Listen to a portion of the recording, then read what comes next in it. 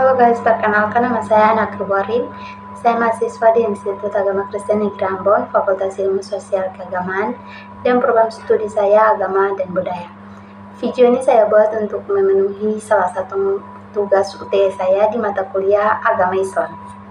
Jadi, kami mahasiswa diminta dari dosen pengampu mata kuliah Agama Islam untuk membaca buku dari Profesor Haji Muhammad Daud Ali dengan judul buku Hukum Islam, dan akan mempresentasikannya kembali di video ini. Di sini saya akan membahas beberapa poin penting yang saya dapatkan dari buku Profesor Daud Ali.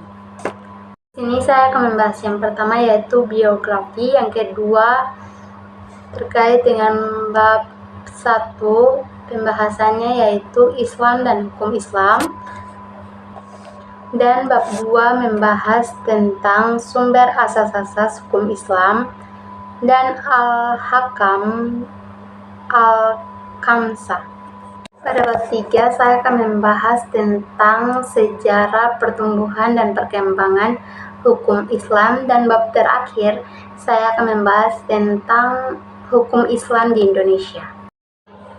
Ya, yang pertama terkait dengan biografi Profesor Haji Muhammad Daud Ali lahir di Desa Bintang, Takengon, Aceh Tengah pada tanggal 4 April 1930 dan meninggal tanggal 6 Oktober 1998. Beliau adalah seorang guru besar di Fakultas Hukum di UI dan beberapa fakultas lain di Jakarta.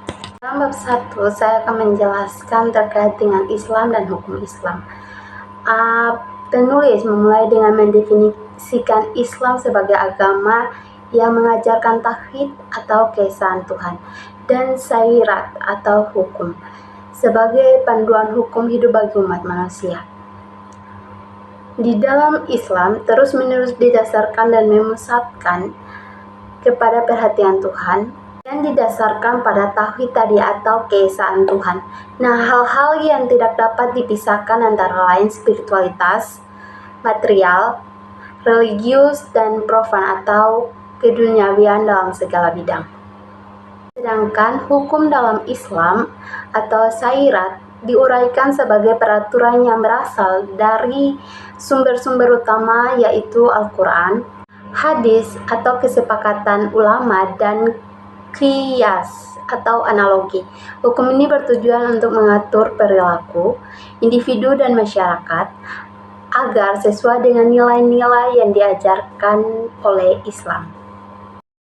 Tujuan hukum Islam menurut Profesor Daud Ali menjelaskan bahwa tujuan utama hukum Islam adalah untuk mencapai keadilan, mencegah kerusakan, dan memastikan kesejahteraan masyarakat. Hukum ini dirancangkan untuk melindungi 5 aspek penting yaitu agama, jiwa, akal, keturunan, dan harta. Bab yang kedua menjelaskan terkait dengan sumber dan asas-asas hukum Islam. Penulis menjelaskan asas-asas dasar seperti keadilan, kepastian hukum, dan hukum Islam dirancangkan untuk menjaga kepentingan umat dan mencegah kerusakan al-ahkam dan al-qasmah. Istilah ini merujuk pada hukum-hukum khusus yang mengatur masalah tertentu dalam kehidupan sehari-hari. Penulis juga menjelaskan bagaimana hukum-hukum ini diterapkan dalam konteks sosial dan budaya. Yang ketiga, saya akan memberikan tahapan-tahapan penting yang terjadi di dalam sejarah pertumbuhan dan perkembangan hukum Islam. Pada umumnya, penulis menggambarkan tahapan pertumbuhan dan perkembangan ada memiliki 5 masa sebagai berikut. Yang pertama, masa Nabi Muhammad. Yang kedua, masa Khulafa Rasyidin. Yang ketiga, masa pembinaan, pengembangan, dan pembukaan. Yang keempat, masa keluasan pemikiran. Yang kelima, masa kebangkitan kembali. Yang terakhir, saya akan membahas tentang yang pertama, hukum adat, hukum Islam, dan hukum Barat. Yang kedua, hubungan antar hukum adat dengan hukum Islam. Yang ketiga, hukum Islam dalam tata hukum Indonesia. Yang keempat, hukum Islam dan pembinaan hukum nasional. Yang kelima, peradilan agama. Dan yang keenam, kompilasi hukum Islam. Hanya ketiga sistem hukum tersebut telah berlaku di Indonesia, walaupun keadaan saat berlakunya tidak sama. Hukum adat telah lama berlaku di tanah air kita, sedangkan hukum Barat diperkenalkan di Indonesia bersama kedatangan orang-orang Belanda di Nusantara ini.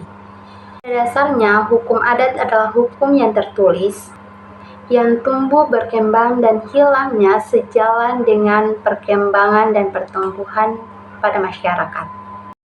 Jelas dari presentasi saya, dari bacaan yang saya baca buku Hukum Islam yang ditulis oleh Profesor Daud Ahli. Jika ada kata-kata yang salah, mohon dimaafkan. Sekian dan terima kasih.